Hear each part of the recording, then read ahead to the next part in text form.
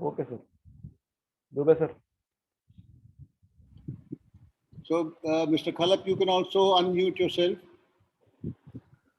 Done. Okay. So, a very good morning to everyone. It's a pleasure to see so many people every Sunday. And I'm extremely thankful to Mr. Kiran Khalap, who very kindly agreed to give his talk before this group. I'm indeed very, very happy to welcome you, sir. Thank Uh, you. Thank you for the invitation. Many people in the Krishnamurti circle would not be knowing Mr. Kiran Khalap because he has spent his whole lifetime in the advertising and publicity world. So, just a few words about him. Born in 1958, Mr. Khalap juggles three passions and one career.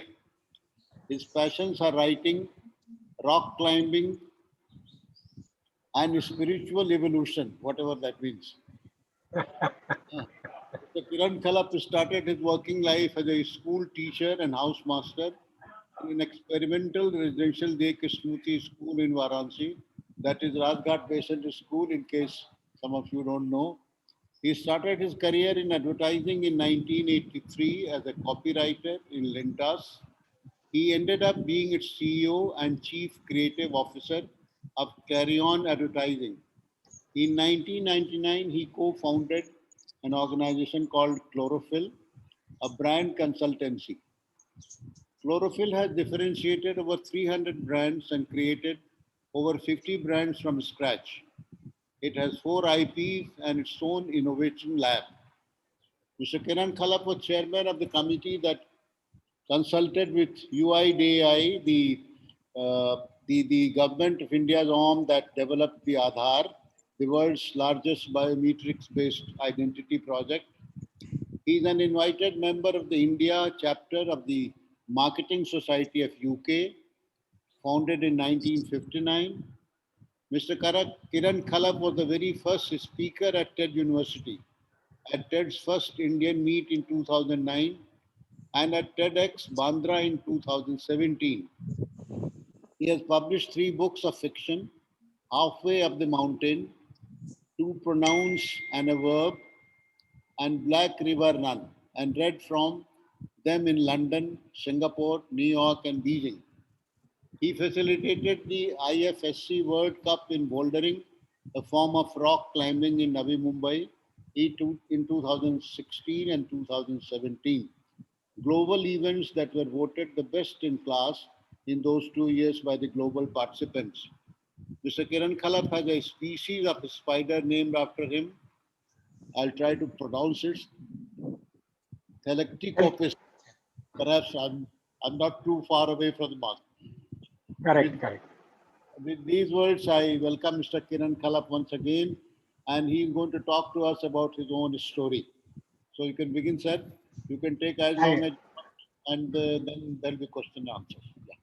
Thank you. Thank you. Namaskar, everyone. When Sushilji asked me um, the subject of my talk, I said, there is no separate subject. I don't understand many subjects. The one subject I have some knowledge of is myself. So I will speak for about 10-15 minutes and we will spend the rest of the time asking questions. You can ask as many questions as you wish. There is no guarantee that I will be able to answer all of them and no guarantee that the answers will be correct. As yesterday I was speaking to Sushilji and I told him that I'm famous for sharing my ignorance. So that is what is going to happen in the next 1.5 hours. So my story is simple. I was born in half a room in Mumbai. So the two couples shared a room with a curtain in between. The side of the room that my parents were in had a window. So I was named Kiran from the ray of light that came from there. My father was a self-taught commercial artist. He was in a very famous company called Metal Box. And he was one of the best commercial artists in India. He was also interested in Kundalini Yoga and had taken Diksha from a master in Pune. We always say that we we can choose our wife or husband, we can choose our friends, but we can't choose our parents. And in a way, I refer to that as the genetic lottery, because my parents were extraordinary. He had passed class 7 from a Marathi medium municipality school, and yet when I knew him, he could speak and write English fluently. Same with my mother. She had just passed class 4 in a village school, but was an avid reader. So I learned to read a lot from my father. I learned calligraphy and writing from him, and drawing and illustration and paint, all of that from him. Uh, Most of us, or several of us, get onto, within quotes, whatever the meaning, as we sudden now we heard uh, being mentioned that spirituality, nobody knows what it is, but roughly when we say that I want to understand what is beyond thought, that journey sometimes begins with a trigger. The trigger can be a tragedy, somebody very close to us passes, and we start asking those questions. In my case, those questions were there right from childhood. And as I grew up, as I came, I reached 14, 15, 16, 17, I started reading as many books on the subject as possible. Uh, I read Immanuel Kant, Critique of Pure Reason. I read Sartre. I read the Upanishads. One of my cousins used to work in a university library, so I read all of them. And obviously, I understood nothing.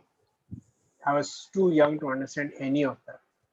Until one day I read Krishnaji's book. There was a book called Talks and Dialogues. I read it once, I read it twice. The third time I read it, there was kind of a bulb going inside my head. And in hindsight, when I think about it, I think what uh, those words did was to make me realize that there is an awareness within us which is separate from the thoughts which are its objects. So there is an awareness which is not an object, and there are thoughts and feelings, and um, uh, uh, there is a continuous flow of um, images and words which are the objects of that awareness. So I think that was the big thing that happened. It dramatically changed my life. It made my life very orderly. Like all middle class parents, my father and mother wanted me to become a doctor. uh, I had got those marks to become a doctor, but I went to my father and said, look, this man has done something dramatic for me, and I need to say thank you to him. And he says that if you are to change society, you must change education, and which I agree. So I'm going to become a school teacher. If he was disappointed, he didn't show it. I think he was a very evolved person. Several of the relatives conveyed their disappointment to him, and he said doesn't matter, because they said he used to come. I had won awards in school and college, and they said that he had done so well in school and college, why is he becoming a teacher? Because at that time, teacher was the lowest kind of job you could get. I was supposed to become a doctor, and he said don't worry, um, whatever he'll be the best. uh, and the next year he actually came to Rajghat along with my mother and my sister, and we went all around and things like that. So on the day that I finished, I wrote a letter, by the way. I wrote a letter. The back of that book, Talks and Dialogues by J. Krishnamurti, in the back of the book, there was an address. That was a California address. So I wrote to the California address saying that, look, this is what has happened to me. And I would like to say thank you by working for Mr. Krishnamurti. I had no clue where he was, what he did, how he had reached that stage, nothing. I was just full of this huge amount of energy kind of unleashed. They promptly sent that letter back to Krishnamurti Foundation, Chennai. Chennai wrote to me saying, listen, why don't you go and meet Miss Pupul Jaikar? She's in Mumbai, you are in Mumbai. So I went and met her. And she said, have you finished your graduation? I said, no, there are 2 years left. So she said, look, I know life changes, things will happen. So why don't you at least get a graduate degree under your belt? So I was disappointed, but I took her advice, finished my graduation. On the day that I finished I was doing chemistry practicals. I was on a train. One of my friend's father was in the railways, and he said the simplest way to go to Banaras is to take 4 down to Calcutta and get off at Mughal Sarai, and you'll get a rickshaw that will take you to Banaras, which is what I did. I landed up in Banaras, and I still remember father, mother, and sister standing on the platform and saying, what are you going to teach? And I said, I don't know. And how much are they going to pay you? I said, I don't know. Where will you stay? I don't know. And when will you come back? I don't know. When you're young, you're like that, you're completely charged up. So I was just 20 then. And I reached Rajghat, and the principal said, okay, you want to join? Have you done your graduation? I said, well, I've appeared for the exam. Where is your certificate? So, no, the certificate will come later. Will you pass? I said, yes, I think so. Will you get a first class? I said, yes, I think so. So he said, okay, here's what we'll do. We'll let you stay here for 2 weeks. We'll feed you for 2 weeks. We won't pay you anything. And if you like, you continue. So I ended up being there for 4 years. I realized that many youngsters would come from various walks of life and would get disappointed and would leave in 6 months. And I realized that I was fortunate because I hadn't come with any expectations to the Rajghat Basic School. I hadn't even come there to meet Krishnaji, even though I ended up meeting him, walking with him, having breakfast, lunch, dinner with him, sleeping in the room next to him. I realized that I hadn't gone there expecting that that place would change me. I had gone there saying, I must help the school. So, as just as my father asked, the answer was that I taught everything that I knew. I knew, as I said, I knew calligraphy. I taught calligraphy to everybody in the school, cursive handwriting. At one point, after I got married in '87, my wife actually thought I was a schizophrenic because I was getting letters in my own handwriting. And I finally had to tell her that these are my students. That's why they are writing in that handwriting too. The school had two film projectors, 16 full projectors. So I learned to use them, and I discovered that all the embassies in Delhi have beautiful films. So I started showing films every Saturday. I had learned judo, so I taught judo. I had learned gymnastics, so I taught gymnastics. I took the children for swims in the Ganga. You went to the other side of the Ganga because this side next to the school is very dirty. I taught general science. I taught English. I taught a bit of maths, and so those were 4 really golden years. Both parents had fallen ill. One had cancer and one had Parkinson's. So I thought it was unfair for my sister to bear the brunt, which is why I came back to Mumbai. Since I was a published writer, even then, my option was either journalism or advertising. But I chose advertising because I had a working knowledge of visuals and design and things from my father. So I joined advertising. I continued to work for the foundation in some way or the other. 2 years ago, we ensured that all the brochures of all the schools look similar. We gave them one single identity. When I came back from Rajghat, I realized that in my own college, there were no Krishnaji books. In those days, with just 200 rupees, you could get several Krishnaji books. So there was another friend of mine called Amol Rakvi, who used to be in Rajghat. We would buy these set of Krishnamurti books and go to colleges and hand them over to the library free, because he said youngsters like me should be reading Krishnaji's books.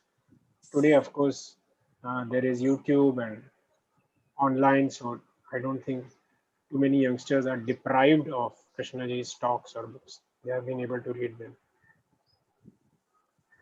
I continued in advertising in 99. the agency that I was the head of, which was Clarion, got bought over by an international agency called Bates.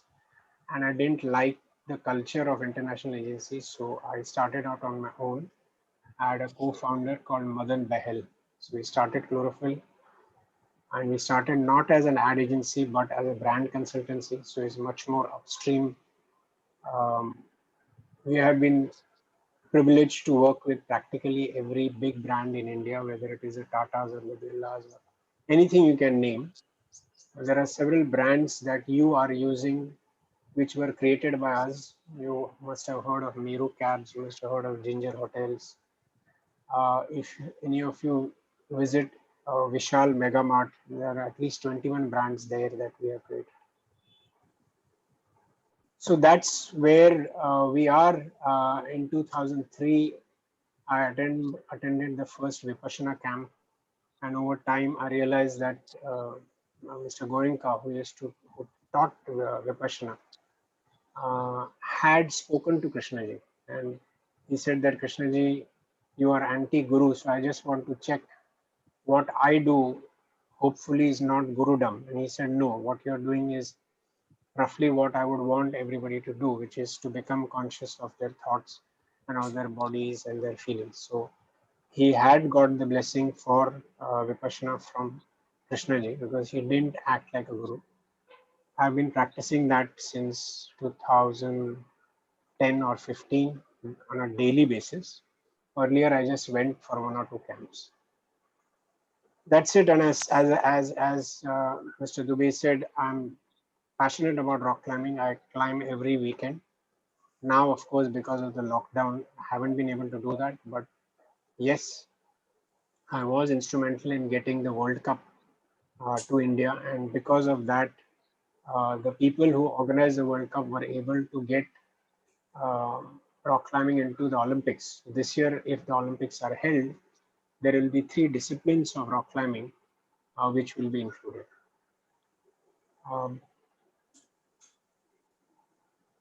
Writing, yes. So I have written 3 books of fiction. One is called Halfway Up the Mountain. Halfway Up the Mountain means mediocre. That's again a thought that I got from Krishnaji. And there is a lot about Rajghat in that book, but it's a book of fiction. It's based on a song called Atmashatakam, which is an Adi Shankaracharya shloka, where he talks about what he is. Manobuddhi ahankara chittani naham, neither intellect nor mind nor ego. I am Chidananda Rupa Shivoham Shivoham. So there is a girl there whose father knows he's going to abandon her. And he believes that if she learns that shloka and understands it, it will help her in her life. The second book is called Two Pronouns and a Verb. Two pronouns and a verb means I love you, she loves him, he hates her. These are all 2 pronouns and a verb. Also, who am I? Who am I is also 2 pronouns and a verb. That is based on Ayurveda, because in Ayurveda you have these 3 prakritis, and people with a definite prakriti will experience the same event differently. So that was 2 pronouns and a verb. There is about 2 boys and a girl who are in love with each other, and they are all different prakritis. And the third one is called Black River Run, which is based on a cab driver in Mumbai. Black River is the road of tar, and somebody who does the run on the Black River is a cab driver. And he is inspired by Swami Samartha Ramdas, who was coexisted along with Chhatrapati Shivaji. And he wants to live like him, but Bombay being Bombay, he gets sucked into riots and murder and all of that. And there, how does he come out of it? That's, as I said, the subject that I know the maximum about, which is myself. Then we can have question and answers.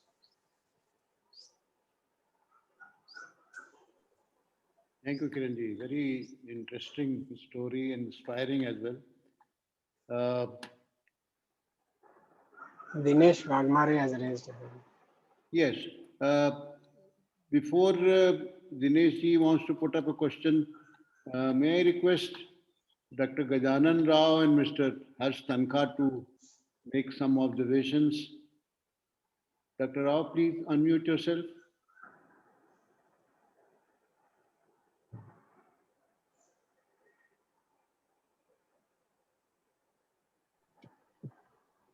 Yeah. Yeah. Yes. Yes, sir. Can you hear me, sir? Yes, we can. Yes, yes. Namaskar, Kiran Khalap ji, once again. So nice meeting you. And I thought you were going to make a long talk because you're so modest. You said not so much about yourself. But in that uh, brief introduction you gave of yourself, you said a lot really of your personality, which is ever unfolding.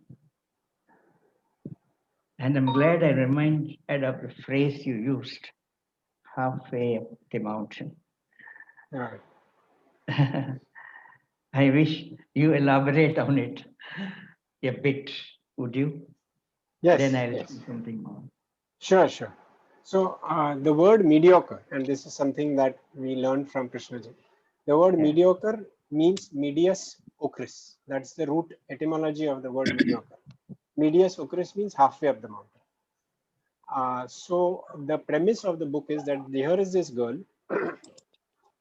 As I said, her father knows that he is going to abandon her because he is part of one religious sect, and he has asked for her as a goddess to be born to his wife.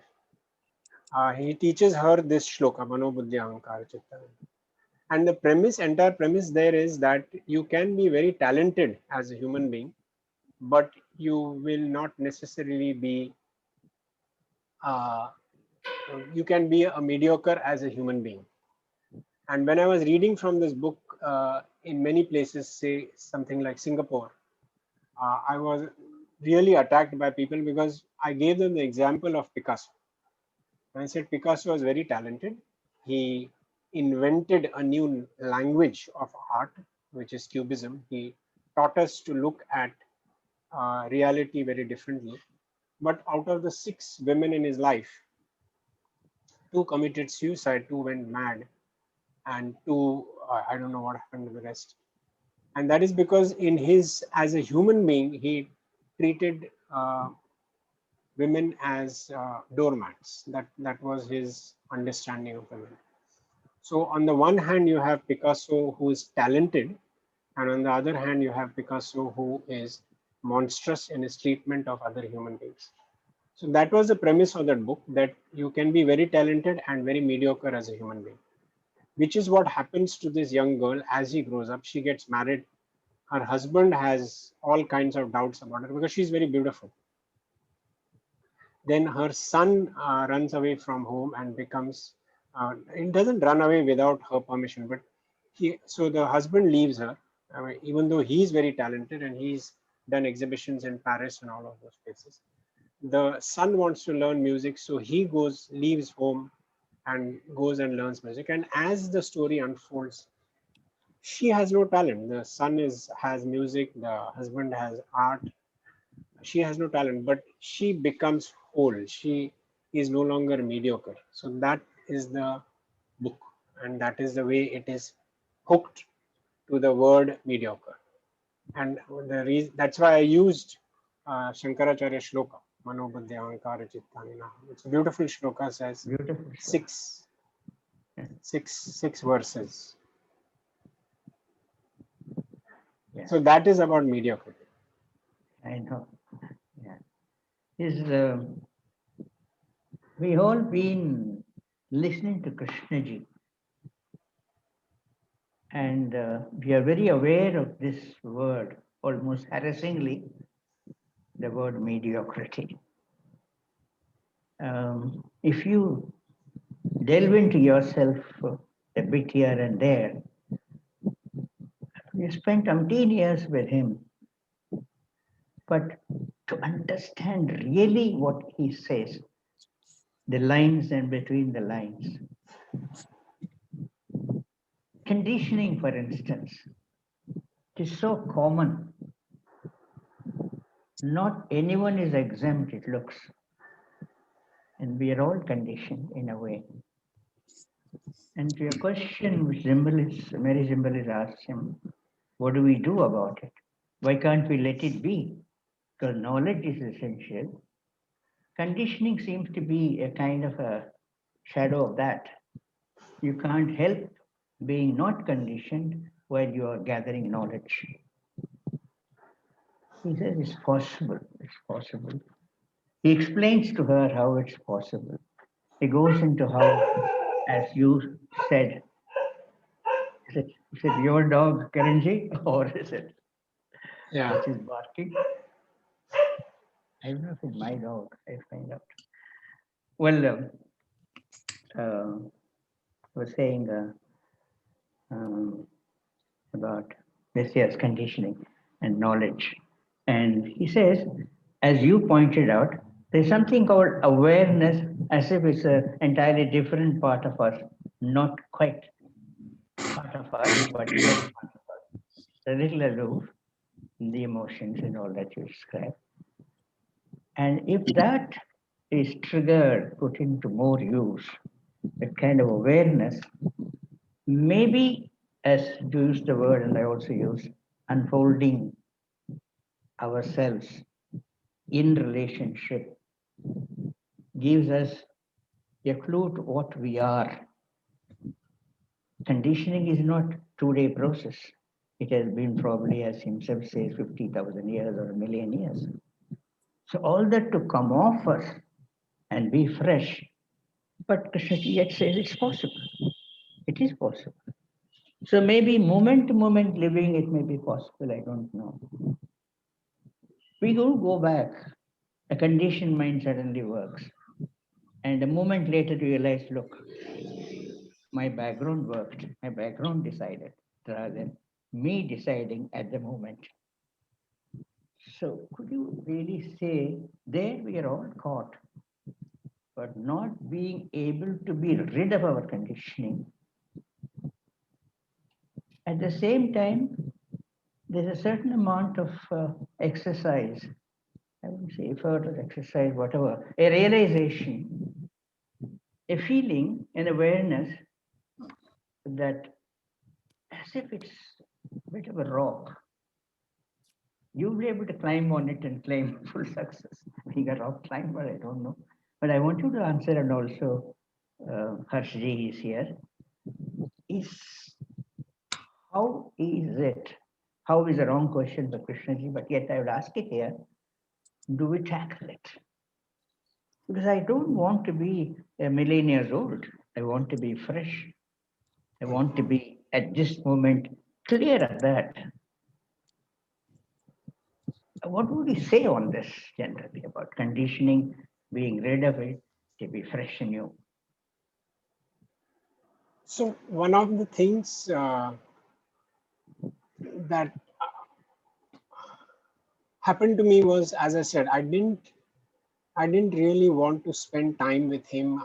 I just had this feeling that he had said, look, that's the path. You follow that path by yourself, and whatever has to happen is going to happen. So there were people who said, why don't you spend time with him, etc. I didn't. Finally, when I was about to leave, they said, at least go and spend 15 minutes with him. So that was in Rishi Valley, and I sat with him, and he said, do you have a question? And I said, no, because you have answered all questions. Then he said, why have you come? I said, because I was told to come and meet you. So he said, then can I ask you a question? I said, sure. Will you be a teacher all your life? I said, I don't know. I might not be. He said, now that we have 15 minutes, let's just sit. I said, that sounds like a lovely idea. We sat holding hands for 15 minutes, and then I left. But what I think, Dr. Rao, is the beauty of Krishnaji is that there is no dogma, there is no superstructure, there is nothing to be built over.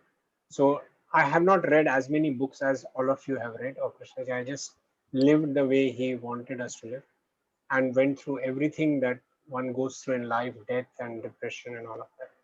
But this thing about, I remember one talk where he said, if you're serious enough, it can happen right now. That intensity, that scalpel-like thing of how fast or how slowly, how quickly, when we use the word I, do we use the word I for that awareness, or do we use the word I for this entire flow of thought that dogs us, whether we are asleep or not asleep, whether we are reading or not reading or doing things? I think the only time when that flow is not probably there is when we are working on something very intensely. That is when we are completely lost in doing that. His answer is that it is possible if you learn to invest as much energy in that awareness as currently we are spending on thought, on that, on what are the objects of that awareness, right?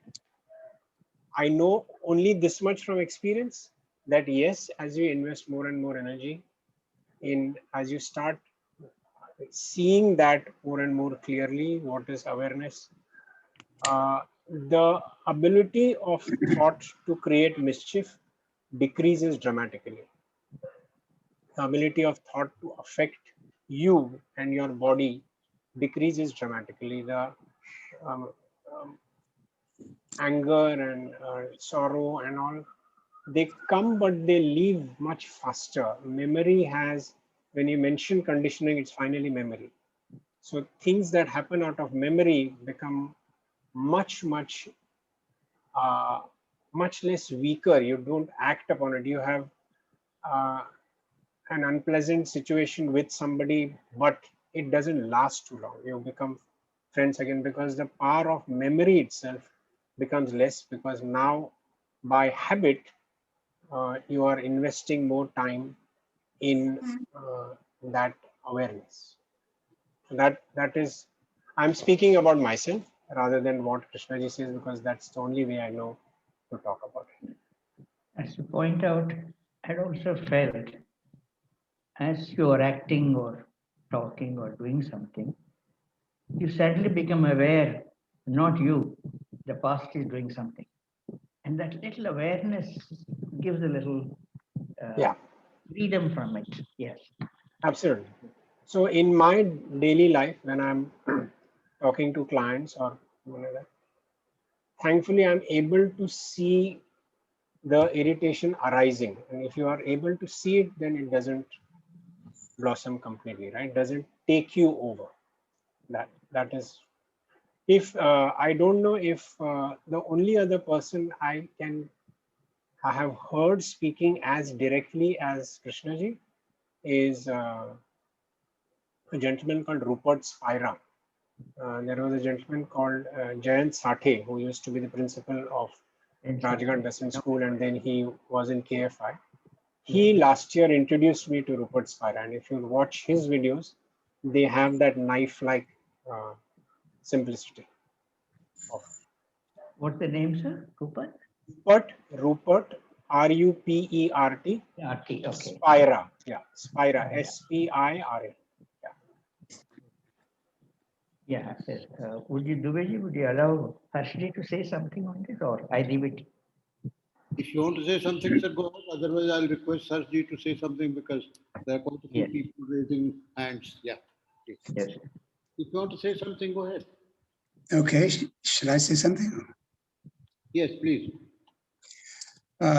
First, let me respond to Rananji about mediocrity. From my understanding of what Krishnaji has said, he talked about mediocrity, but I think he said that we are discontented. We look around us, and for one reason or another, we are discontented. And then we set out to inquire or to see how change can come about. But somewhere along the line, we are easily pacified. I think that we become content with wherever we get to, not that to, and then we say, so that is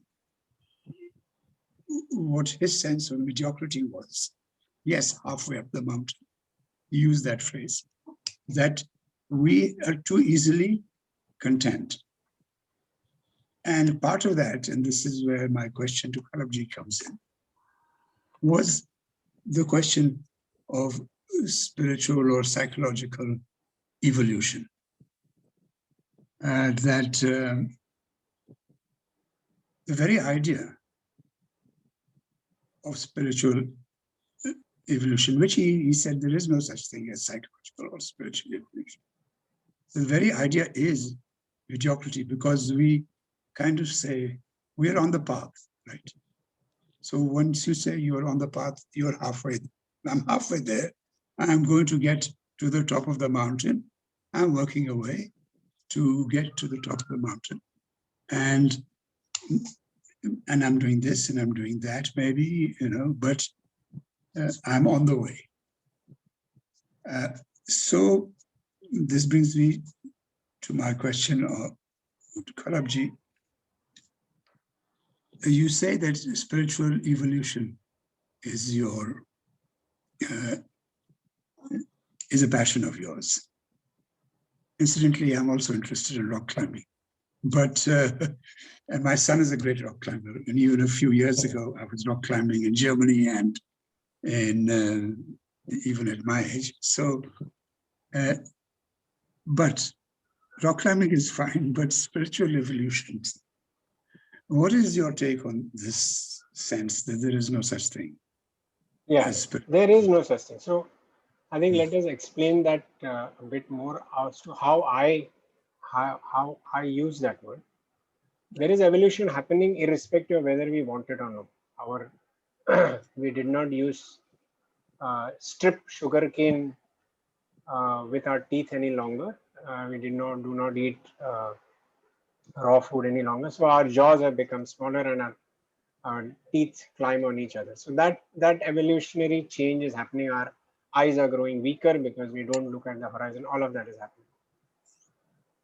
If I'll just step aside for a moment, and there is a lot of, one of the great things that has happened recently is a lot of scientific, within quotes, or of the effect of meditation on the brain. So if you read this gentleman called Newberg, he has spent close to 20 years doing functional MRIs of people who are meditating, or people who are praying, or people who do the Sufi dance. And amazingly, the effect is the same. There is one lobe called the parietal lobe, which becomes quiet, and therefore your sense of separation from the world disappears. And the cerebral cortex, the frontal cerebral cortex, that becomes far more active, which is the center of all your discrimination and compassion, all the higher kinds of human qualities. Similarly, I had the privilege of, I was invited by a company to speak to 3 famous gurus. This happened only in April 10 to 18, and interpret them for the American market. And one of them, a gentleman called Ashutosh Maharaj, who was into transcendental meditation, he was performing EEGs, electroencephalographs, of people who are meditating. So I also got one done, and he gave me good marks. So I know that it fundamentally, the way he was dealing with it is saying that the brain is actually 2 brains, and the only place where the 2 halves meet is at the corpus callosum. And therefore, if there are 2 brains, then the level of coherence between the 2 is what he measures. Why I'm saying this, Tankha ji, is to say that it is possible to say that you can consciously involve in these practices. Whether it is meditation, Krishnaji has not given any fixed idea of how should it. He's saying, please observe, sit by yourself and observe. Just look at everything. Forget the word conditioning, forget any of those words. Just cut through it all and see what is happening inside your head. The way I'm seeing it is, I'm saying, as a human being, there is a theory that if you look at the human brain, there is a brain stem, there is a limbic brain, and there is the cortex on top. And the limbic brain is in charge of fight, flight, sex, all of that. And the cortex is the one that developed later, and perhaps is actually an indication that the human race was meant to be more and more conscious of a different reality. So the way I'm using that word is to say that I accept it as my job as a human being, that if at all as a human being I must do something, well, I must make sure that I don't depend on society, that I contribute back to society. I make sure that I look after my parents, brothers, sisters, wife, children, all of that. But the higher aim that I have in life, I have got this job as a human being, is to make sure that whatever that brain is now telling us is that please find out what are the realms beyond thought. So that to me is the conscious effort to evolve. So if I can respond to that, I'm also aware of the work that you're talking about. I've also studied it. But essentially, that is an imaging of material process. They're observing with the MRIs, material process, certain areas of the brain light up and all of that. Yeah. Some work has also been done.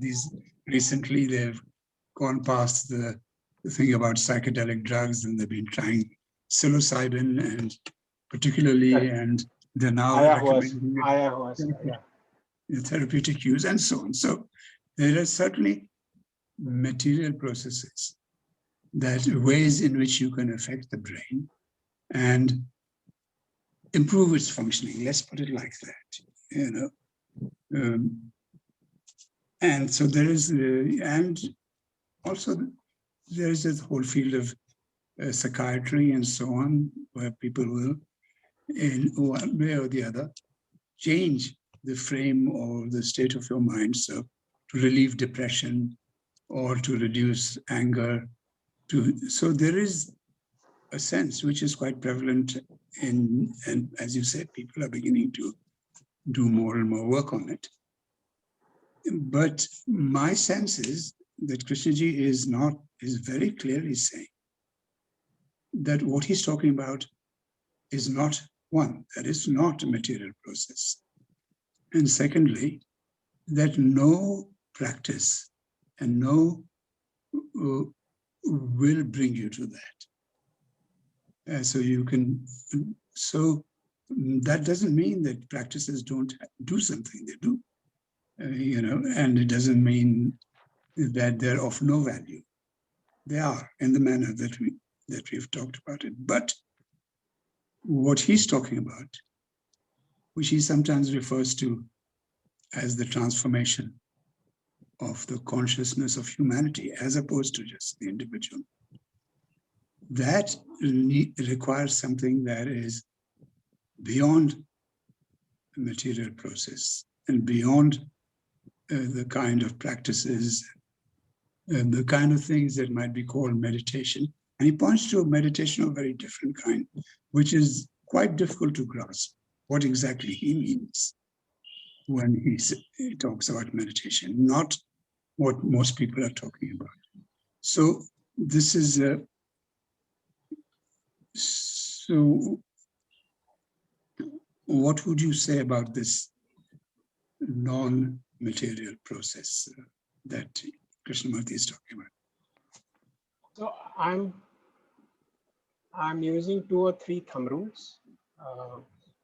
I don't know what is the difference between a material process and a non-material process at an experiential level. Right? Yeah. So what I don't know at an experiential level, I'm keeping aside for the moment. Yes.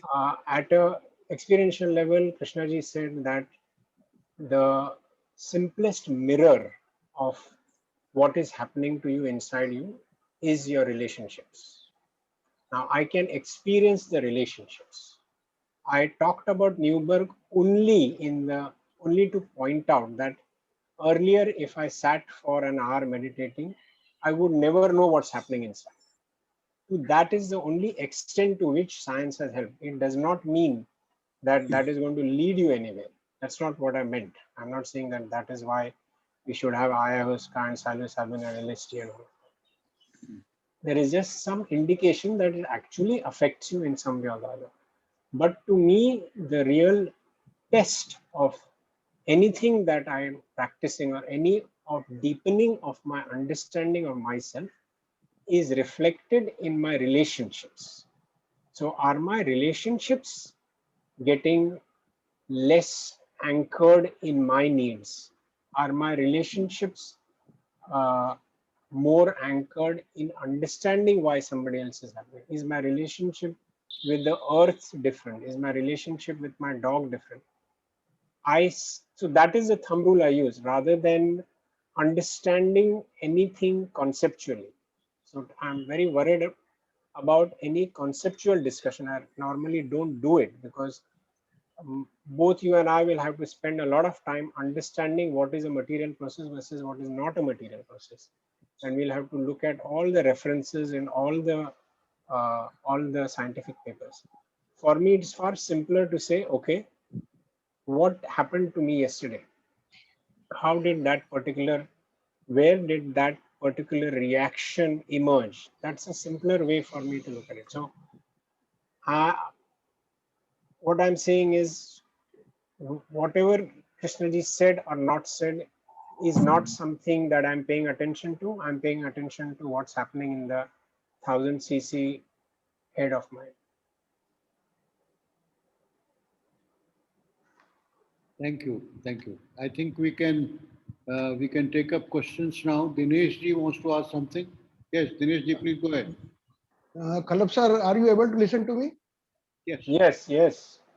Bola Sir, Baba. yes, sir. You said that your parents were got Diksha in Kundalini from Pune. So was it Gododi Maharaj? And Yes. what influence that was? Achha, okay. What influence that was having on you, and what relation Krishnamurti's teaching you find with the Vipassana, and what Samartha Ramdas philosophy has got influence on you? So he used to give Diksha distantly, right, from Pune. On Guru Purnima day, at a particular moment, you sat down, and then Gododi Maharaj would give Diksha. That is what my father wanted to do, but actually nothing much happened to him. What happened was to my sister. And we took her, she was only 8 years old. So we took my sister to Gododi Maharaj and explained to him that this is what has happened to her. And he explained that that is her choice. It is her path to choose. There is nothing he would individually do for her. So she has been following that path. I have had no intervention with him. She has had many experiences. I have had no experiences. I have no out of body experiences. I have no miracles happening in my life. So I'm quite content the way I am. Swami Samartha Ramdas, I was interested in because normally when you think of saints, and Maharashtra has hundreds of them, every caste has a saint, every region has a saint. Most saints are not focused on physical fitness. So to me, here was one person who was physically, mentally, and spiritually evolved in that sense. So he could do 108 Surya Namaskar, so he was very muscular. He was heavily into changing society. So at a mental level, he broke all the barriers of men versus women, gender inequality, caste inequality, class inequality. And yet he also had a way towards God, or whatever you want to call that, an ultimate thing, which is why I was interested in him as a person. And then I read all the books about him, which had been written in Marathi, because I made the driver in my book very fond of him. So the driver goes to that place called Shivtharghar, where he went for 12 years. So the driver goes there, sits there, studies there, and comes back, and so on and so forth. That was part of the fictional book. I have not, my biggest influences have been A, my father, and B, Krishnaji. My father, for instance, was that was 1960, used to give an honorarium to my mother. I've not heard anybody else do it in my life. She was a housewife and he would give her money and say, this is, you have to keep this because you work so hard. I will never ask you what you do with it. She was ill for 25 years. We never had ever a sense that he disliked it. He would get up in the morning and make stuff for us. We never felt that she was unequal. So that is a big influence on my life. And also this entire sense that you can learn anything by yourself. You don't need schools and colleges. So that is one. And then of course, Krishnaji. I have read practically all the books there are, but to me, the influences are these. Thank you, Kiranji. I think we have others now. Mr. Mukesh Anand. Mukeshji, please go ahead. Please, sir. Mr. Kiran Khalap, thank you for this incisive the things that you have said about. Am I audible, sir? Yes, yes, yes. Yes, I can hear you. It was wonderful hearing. Yeah. There are two things I wanted you to point out to you, which really affected me in some way or the other. The first one you said, when you read J. Krishnamurti, there was this unleashing of energy inside you. And that really changed your life because you repeatedly mentioned that he affected you fundamentally, as I understand. And the second incident is where you discussed in the end, then you had the occasion to be with him and ask him questions. And you avoided being with him and asking questions. These are two very remarkable things. And I think in that manner, there is a reflection of Krishnamurti in you, where you are not depending on someone by asking questions. You said that you want to discuss about yourself, your mental processes, and whatever. So I want you to elaborate on what was that unleashing of energy and why was this reluctance not to interact with him much? The unleashing of energy, Mr. Anand, is, we normally use this phrase lost in thought. Right. As if there are times when we are lost in thought. In reality, we are lost in thought all 24 hours. And one thought fights another, and there is fiction and this and that. I have to tell you this beautiful, there is a gentleman called E.O. Wilson who wrote a book called Consilience. He is called the modern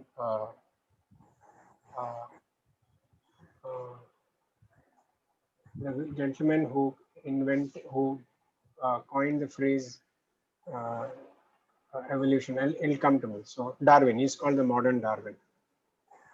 And he has this beautiful explanation in his book about what I was saying, the limbic brain. That the limbic brain is in charge of fight, flight, food, reproduction, etc. And when we are under threat, when we are under physical threat, it is late night, you're walking somewhere and you hear footsteps, and it's roughly apparently 20,000 times faster than the conscious mind. It takes over, and the blood goes off from your face because then you turn white. It goes off from your stomach, so you get butterflies in your stomach. It goes into your hands and legs because either you're going to run or you're going to fight. And he has this remarkable observation that is when the limbic brain is trying to protect you, the body of the human being. But the same thing happens. There is an evolutionary shortcut. The same thing happens when in a non-threatening atmosphere, there is a threat to your ego. Somebody comes to you and says, Mr. Anand, you are such an idiot. You're not going to die when somebody says you're an idiot. But exactly the same thing happens, right? Your blood rushes away from your face. But you are in the office. You can't hit your boss. You're outside on the street, you could. Now this gets collected. So the blood that rushed to the arms and legs, it has remained there. If this happens twice a day, you can imagine the harm that we are causing the body. So another famous philosopher, Ken Wilber, has a beautiful analogy for this. He's saying it's like starting the car and pressing both the accelerator and the brake at the same time. So no movement is happening, but the brake lining is getting destroyed, petrol is being used, and you're destroying the car internally, which is roughly what's happening. Now, that is why that energy is released, because suddenly on that particular day, you have realized that you are under the influence of these multiple fighting thoughts and you're getting tired out of it. And then you have this sense that no, I am this awareness which is sitting on the bank of that flow of thoughts, and that one is not affected by anything. And therefore, when you act from there, it is enormous energy. There was a school strike. There was a strike by the servants in the school for 2 weeks. I was the youngest, so I was in charge of security. I would walk the entire 11 kilometers around the campus. I had a pet dog there too. And I would start the morning PT at 5 in the morning with 1 hour of sleep, and then teach during the day, and then look after the children till the night, and then go out again. You can't have this much energy if there is a lot of friction inside your body and inside your mind. That was answer to question number 1. Question number 2 is, remember that Krishnaji did not necessarily encourage questions being asked in private. So school teachers would have meetings with him at breakfast. So I would have attended those. School teachers or somebody else would have meetings with him at lunch, and there would be same thing, because he made it very clear. He had a personal physician, Dr. Parchure, who passed away recently, God bless his soul. And he told me the story that he was in Mumbai once and he had very high fever and he was supposed to speak that evening. And Dr. Parchure said, let's cancel this talk. And he said, no, why do you think I have this body? I have this body only to communicate what I'm supposed to communicate. That's the sole reason why, right? So at every breakfast, lunch, dinner, that's all he did. According to me, I have no data to prove this. According to me, in the history of mankind, he is the person who has spoken directly to the maximum number of human beings, guaranteed, right? Because he spoke to psychologists, to teachers, to scientists, to God knows whoever, everybody. And that is his sole job. He said, my body exists for this, right? So having done all of that, I can feel within myself what is the distance I've traveled, how clear I am or not clear. Asking him one more question is not going to solve it, because I have not done what he has said, right? He has said you have to be with yourself, you have to observe.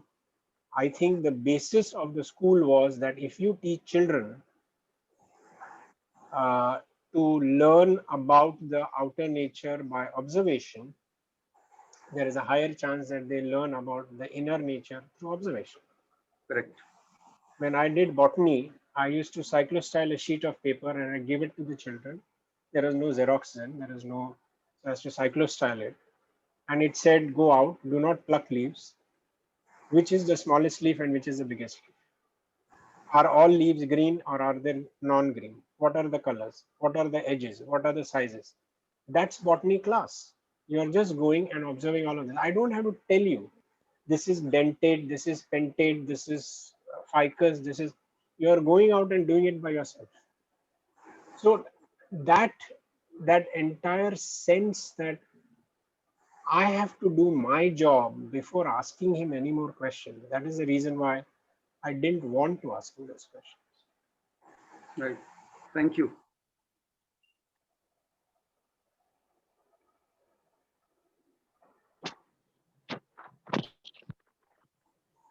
Mr. Dubey, you are muted.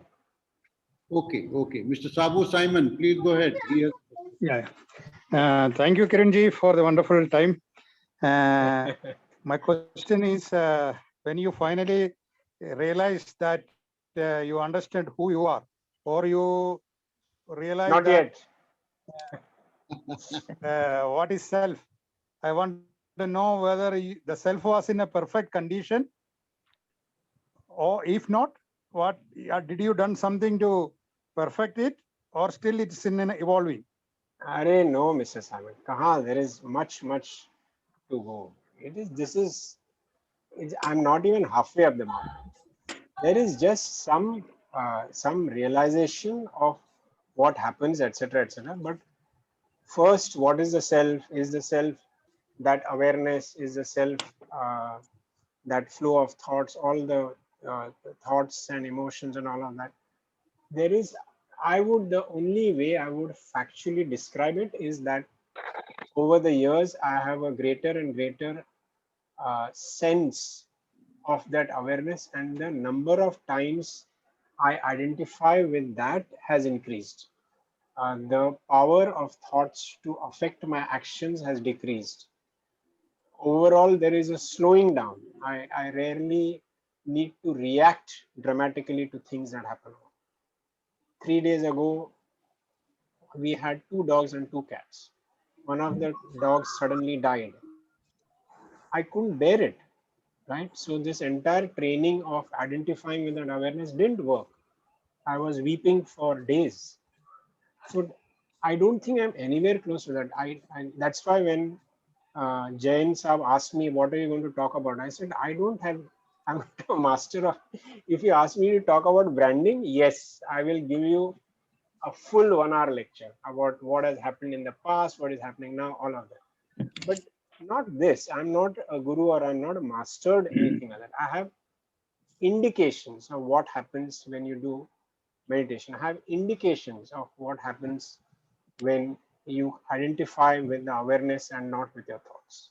So I'm very far away. Please don't misunderstand me. Thank you, Kiranji. Thank you. I think Harish ji wants to make a point. Please, Harish ji. Okay, namaskar to everyone. Of course, to Kiran, I am not Hareshwar Singh, I am Harish. Ever since after he left Rajghat, the only time we met briefly, well, before I put my question, rather a benign question, we met only once at Breach Candy Hospital in a rather unfortunate sad situation. Where his father was hospitalized, and I had tagged along with Amol Rakvi. And Kiran said, thank you for coming. I'm afraid he's in ICU. Visitors are not allowed. But yes, nevertheless, it was a great pleasure meeting Kiran after a couple of years or so, because it was not long after he left Rajghat that his father took ill. And another time I went to Lindas, the beautiful, smart receptionist at the desk said, oh, he's shooting in Australia. His slogan had gained wider currency. Lalita ji कहती हैं, सर्व की खरीदारी में है समझदारी. So that as a copywriter, such a humble beginning, but then overnight he became a star, and the rest is, there was no looking back. The rest is history. Now, after that, of course, only a couple of years ago, I approached him, and he said, Harish, I want something for you, something meaty. I don't want you to come to chlorophyll and sit in a corner at some desk, work from 9 to 5. But yes, if I come across something which is meaty for you, I will let you know. Yes, now as far as the question is concerned, since it is a curious coincidence that one of the passions of Kiran is ignorance. If I can say, exploring blissful ignorance. And my first translation of Krishnji's book, Freedom from the Known, is also based on that, because it is freedom from the known. So freedom from all the knowledge, accumulated knowledge, of course, is a state of ignorance. So I would like to request Kiran to throw light on what is that state of ignorance which those who have experienced something transcendental, they say that it is ignorance, and yet, at the same time, it is the real knowing, which is, they have used the word omniscient, means omniscience. So can you throw some light on that? not very sure I understood it entirely. So in Indian philosophy, I think they substitute ignorance with illusion, right? Because there is, I think, if any of you watch Rupert Spira, he has this beautiful analogy of the television screen and the actors in the movie that is being shown on that screen. It's a beautiful analogy. So what he says is that the actors in the movie who are on the screen do not know the screen. That is their ignorance. So in the same way, there is awareness, and everything that is happening to that awareness, but we are not identified with the awareness, we are identified with what's happening on the screen. So that is a conceptual way of looking at ignorance, but I think at an experiential level, if we accept that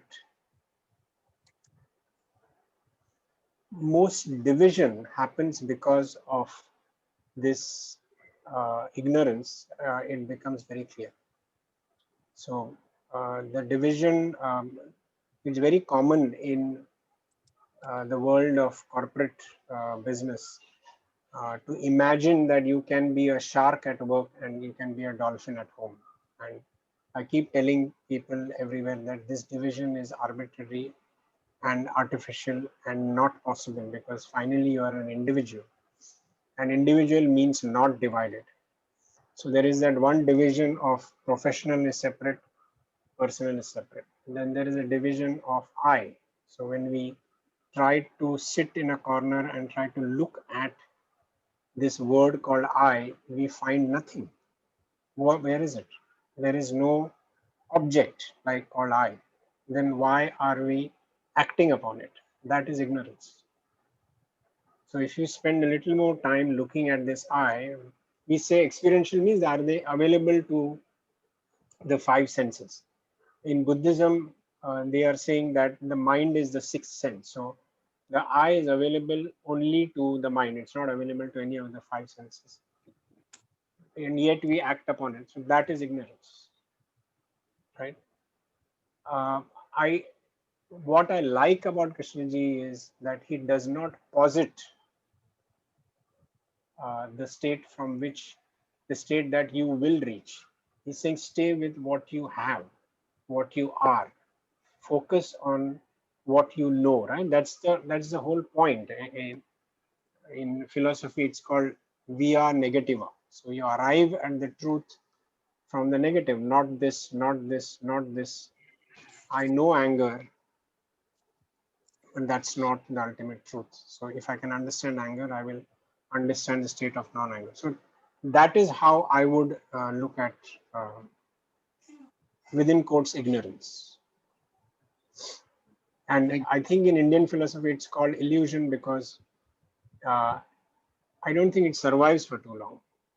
Awareness survives everything. Awareness probably survives death, but your thoughts and your feelings and your emotions don't survive for too long. That's why probably it's called illusion. Thank you, Kiranji. Thank you. I think we have Durgaji wants to make some comments, then Mr. Shiva, and then back to Harshji. Yes, Durgaji, please go ahead. Unmute yourself. Yeah.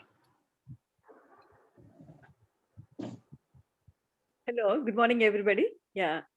Good morning, Mr. Kiran. It's wonderful listening to your story. and nothing much in it. No, plenty of it, plenty of it. Oh my goodness, the amount of the number of books you have been suggesting, how well read you are. And in fact, let me just share my first impressions. When I have read about your bio and all, you looked far more accomplished, for a person of, serious spiritual, inner journey and all. That was quite amazing for me, your whole paragraph of, accomplishments. And that, in fact, is a salute to you. it's like, you are breaking away that kind of a barriers. Like if a Yeah. person is spiritually inclined, he just can't do anything. He has to focus on all that, that's kind of a, you can say barrier can be broken, after Correct. looking at Correct. your accomplishments. And maybe when you are internalized to some things, the basic essence of certain things, and when you are very firmly, at it, I think the whole thing speaks out in its own way. Um, and so that's what I had to say about your accomplishments and all. Thank you. Sorry. You asked whatever. you asked me about my books. They are all on Amazon. Yeah, all have. Okay. Yeah. I just would like to read about them. Yeah. As I read, when you have said about, Shankaracharya and all. So let me also take this opportunity to say a few things, out of the box, not Krishnamurti per se. I feel, I'm also like a great, passionately connected with this Krishnamurti and the teaching, and, and I feel it works this way. When one is prepared, the preparedness in oneself, that gets connected to whatever the outside influences are. When the inquiry is already there in a person, or in a subtle way or in an indirect way, that gets connected to the outside agency. Maybe it's a Krishnamurti, maybe somebody else. Of course, True. Krishnamurti is an extraordinary influence. So far, I feel, maybe there can't be anybody like Krishnamurti. Like he himself also used to say, for thousands of years, it's not going to be such an exhaustive work. So initially my impressions were also like that. My God, it's too tough, too difficult. What is he saying like that? That kind of a.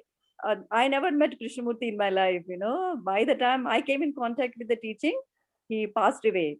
And at that time, I had some existential questions in my mind, and suddenly this book came into my hands. And from then onwards, the journey began. Wonderful. So then I got really passionately connected with it. I want to say that. And secondly, I also would like to say, like Ramakrishna Paramahamsa, he used to say that, the effortless with which you are narrating your incidents, that reminds me of this, when the pupil is ready, the teacher happens. This is a Right. very famous quotation of Ramakrishna Paramahamsa. When the pupil is ready, the teacher happens. It works both ways. The preparedness, I think that's what the Krishnamurti is about. It is not that you read the book and you forget about it. No, it is the work. It is a combined work of the teacher as well as the.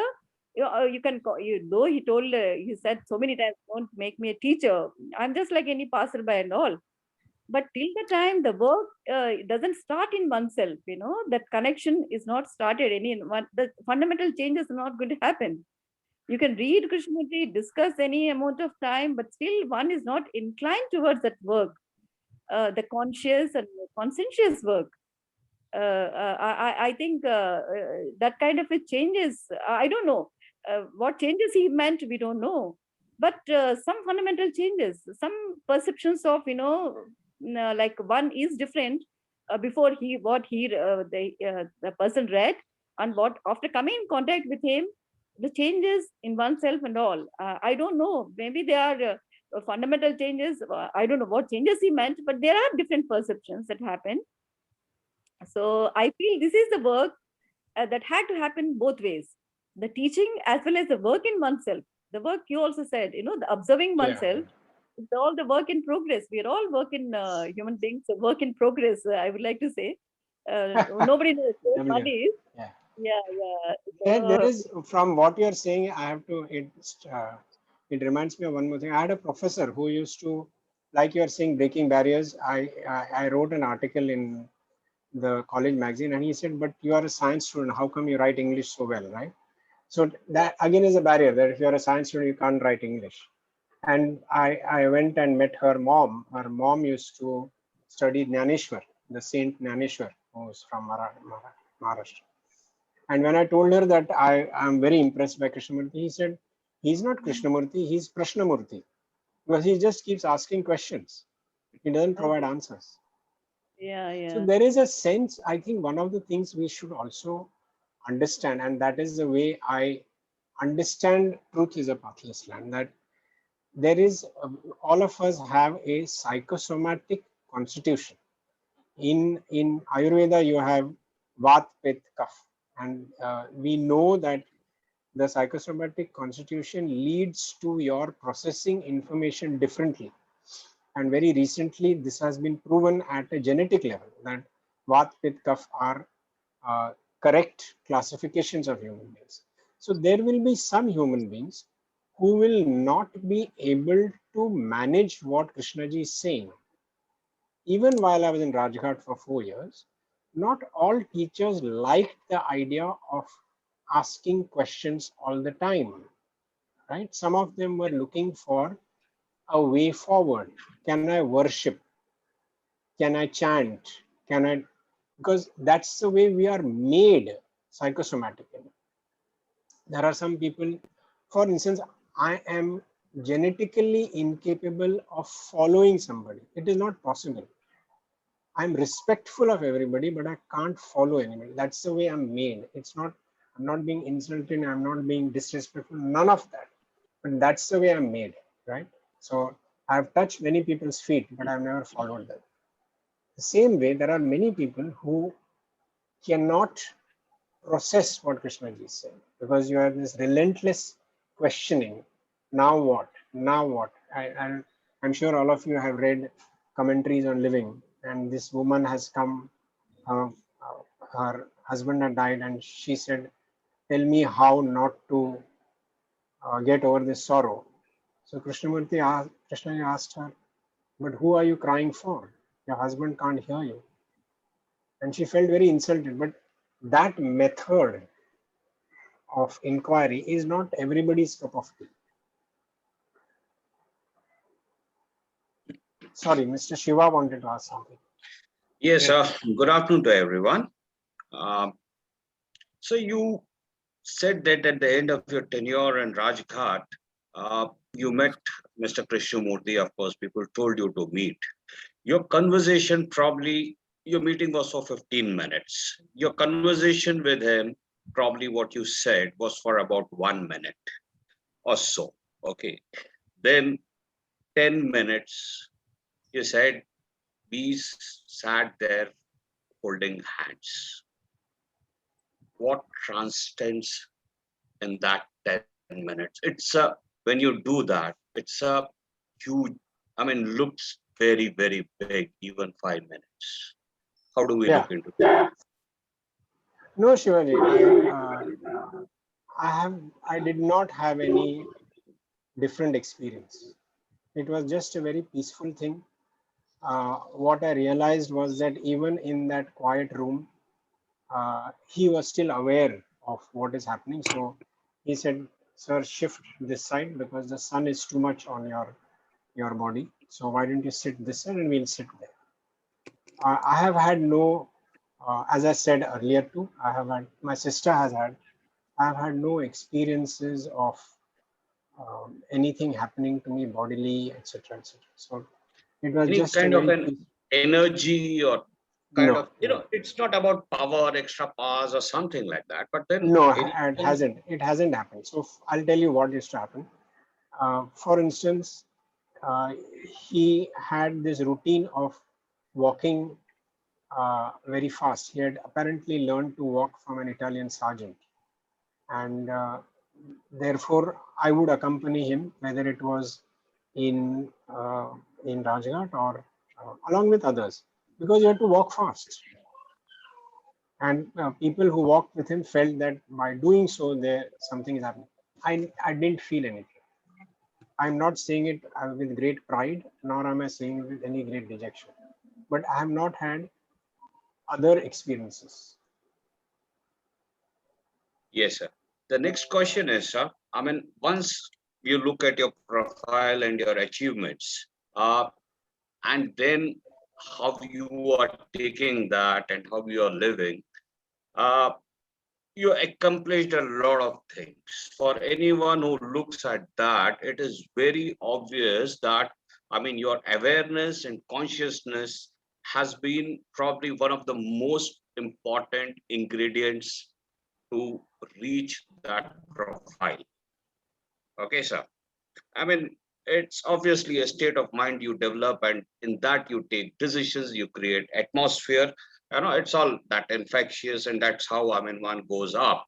But I think I would say that it's so important in the present day scenario. And my whole this thing is toward Mr. Dubey and others, and whether yes, at the school level, probably they are just about the students are exposed, but at the most formative years, when you're in the college or when you are really exposed to the world,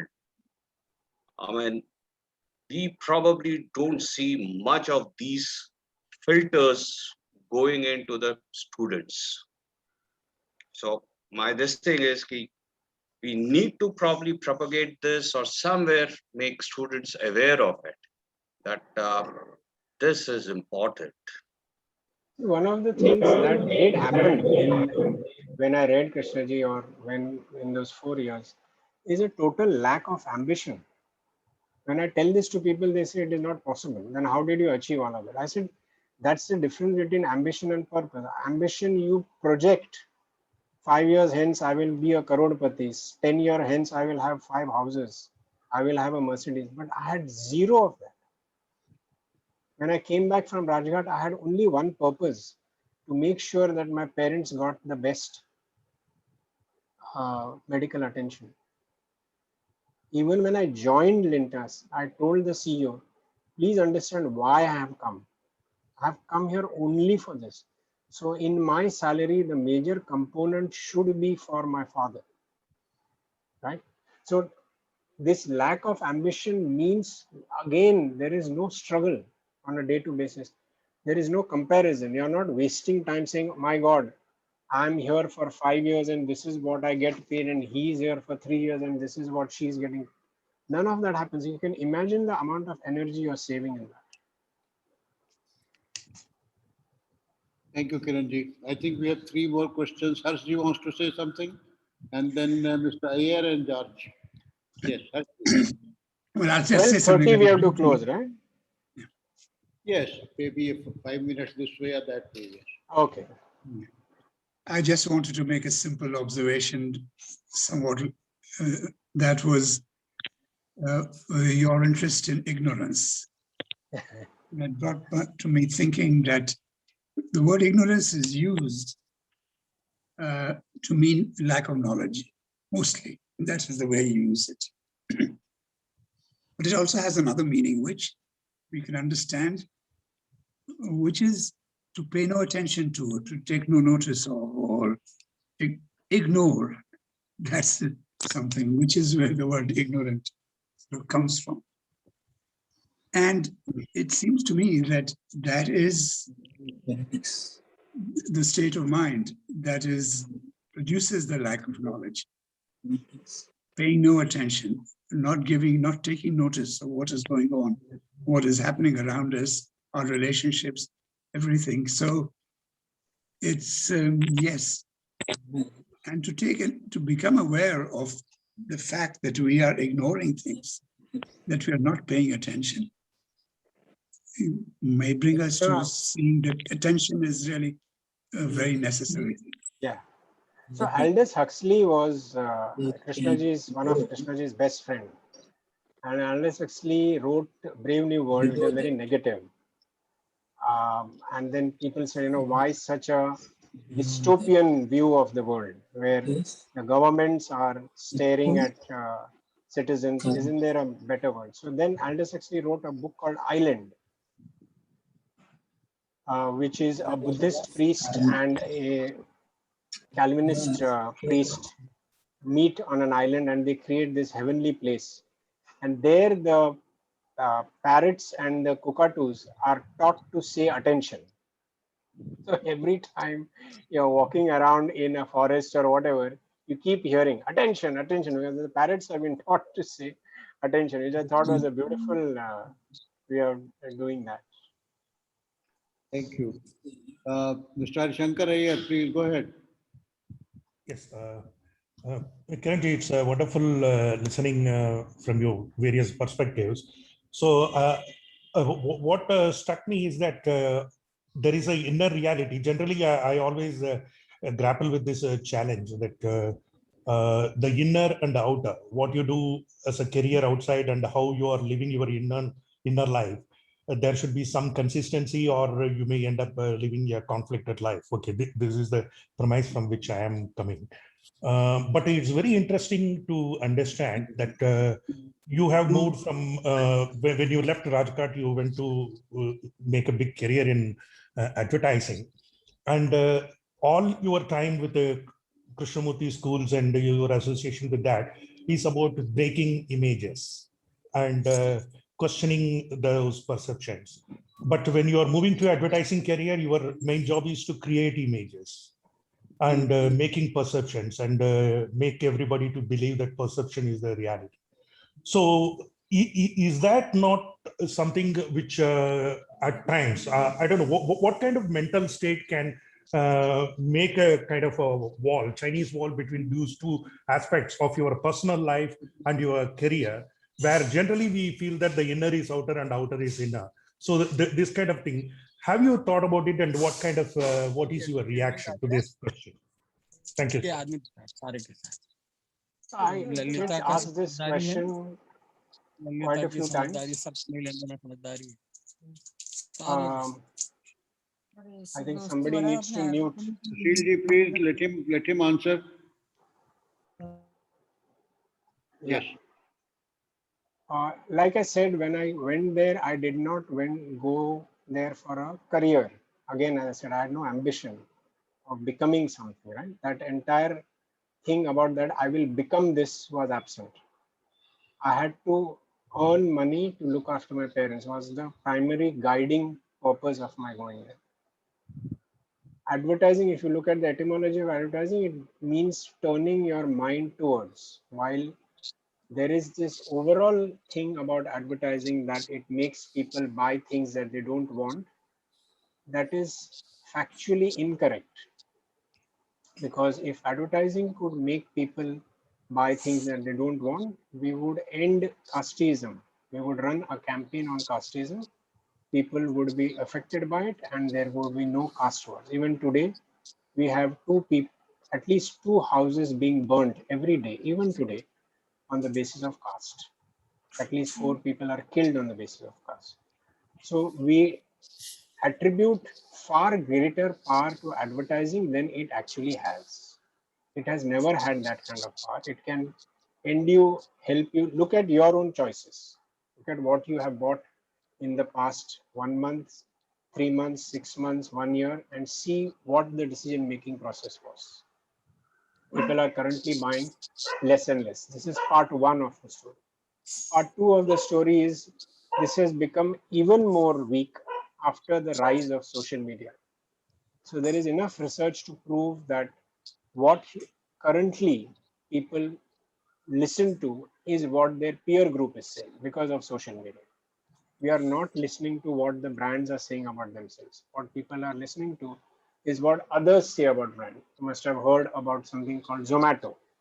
Every time you want to try a new restaurant, it is most likely that you will go to Zomato and find out on Zomato what they are saying about what others are saying about that restaurant, not what the restaurant is saying about itself. This is an even greater thing. Entire companies have been brought to task by this new scenario. I worked with Hindustan Lever. 14 years they lied to the people of Kodaikanal and said that no, we did not put mercury in the soil. 14 years later, one 16-year-old girl called Sophie created a video about this, and it went viral, and everybody started watching that video, and there were morchas in Kodaikanal. 14 years later, they have accepted it and have paid all the people who are affected by that mercury. So today, if you look at the scenario, there is very little that is happening that is not true. Whether it is a McDonald's, whether it is a Unilever, whether it is a Procter & Gamble, the biggest companies around the world are today being held to task by their multiple stakeholders. Thank you. I think we'll have the last question from George. Please go ahead. And let's make it brief. Yeah. Unmute yourself. Yeah. Yes, sir. Good morning. Am I audible? Yes. Yeah. Yeah. So just to end, Hari, Mr. Iyer, at no point am I setting myself up as an exemplar of anything. Please, let's be very clear. So in many people's eyes, there will be many imperfections, and I agree to all of those. I'm not out to live a perfect life, which is why I'm saying when Mr. Jain asked me, what are you going to talk about? I said, just only myself. I don't want to be an expert on anything else. I haven't had that friction that you're mentioning because that's not how I started. But it's a question which is most often asked of me. Yes, Mr. Jain. Talked about psychosomatic, you went up to the level of genetics, genes. That is, a science can go up to that level. For example, you said so many people can't understand, cannot follow K because he is designed like that. His gene is like that. If I'm correct, get you right. You said in that line. My thing is, a scientific man can go up to that level of genes only and say he can easily justify that it is not my fault, it is the fault of my gene. I am designed like that, so that I cannot follow K. And a traditional man go a much deeper level and say it is karma, it is my karma, so I cannot understand K. But K pushes all that aside and say, I think it is a central theme of K, that is seeing and listening. If you have that, so he puts that in front, not the gene or the karma. So if you look back, you can go up to the level of gene. A traditional man can go up to the level of karma. But whereas K denies everything, and if you have the interest or seriousness to see and listen, then everything will unfold itself. Can you say something on that, sir? George, as I said right in the beginning, I'm very wary of conceptual discussions. I was giving you the example of that psychosomatic thing on the basis of what I observed. Even in Rajghat, where there were so many people who had been with Krishnaji for 10, 20 years, there were some who did not want to question. It's my observation. I'm not talking about a theory. If people who are very close to him did not want to question, that actually meant that they didn't want it done like that. They were not interested. They were saying, what he's doing in life is important. How can I help him? What he's asking me to do, I can't do. So I'm not getting into this discussion. Is the way. So I'm not talking about, you are absolutely right. Somebody will say it is my karma. Somebody will say it is my genes. I would leave it to that person. There will be many. There was one gentleman, Sardarji, whom I met, because there were many camps that happened in Rajghat and people from all over the world would come. He said, what does this, how can this man talk about relationships? He hasn't had sex, which was incorrect. If you read Krishnaji's biography, it's not true that he hadn't had sex. Now, these are the multiple ways in which people will approach anybody or anything. So my humble request is, I would say, I'm not looking outside. I don't have the energy to study what the rest of the world is doing. Let me focus. I have 100 units of energy and 100 units of time. The maximum of that should be spent on looking within. Are there people who are blaming karma? There might be. God help them. Are there people who are blaming genes? There might be. God help them. First job, what am I doing about myself? Why am I, what Mr. Tankha was saying, why are you still conditioned? Why am I still conditioned? So more or less, that's the way I approach life.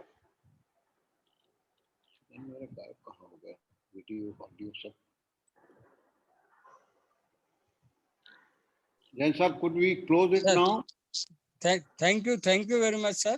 But your story is not complete. You will have to come back in month of September or October, whatever Sunday you like, sir. That is the only thing which I can communicate you. और क्या बाकी है जैन साहब?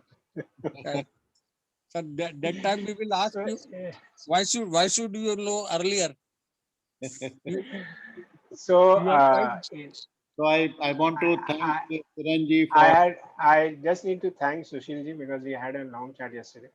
In my organization called Chlorophyll, you have what is called as standard operating procedures, right? These are the things you must do and you must not do. And one of them is a sense of humor. If you don't have a sense of humor, please don't join Chlorophyll. And how is sense of humor defined? Taking your work seriously, not taking yourself seriously.